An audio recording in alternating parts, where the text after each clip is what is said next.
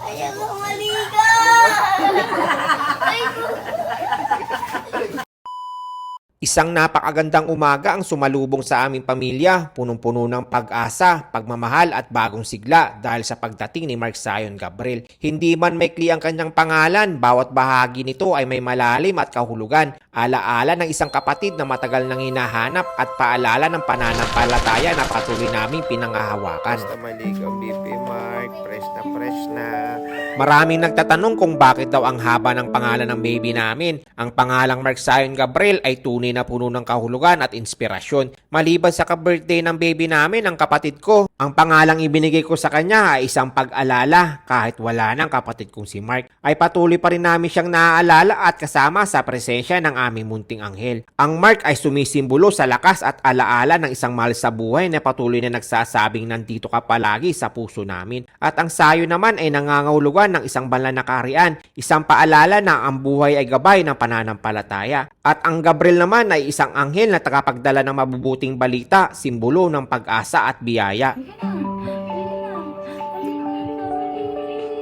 Naway lumaki siya na may mabuting puso, matibay na pananampalataya at maging inspirasyon hindi lang sa aming pamilya, kundi pati sa iba. Amen.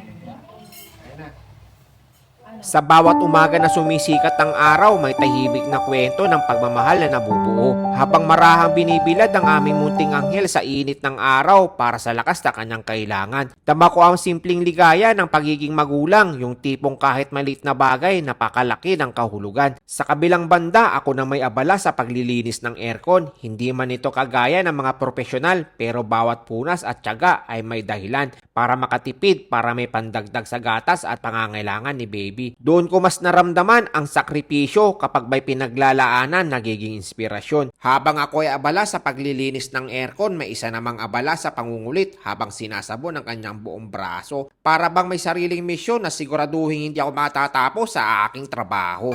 Ano ginagawa mo?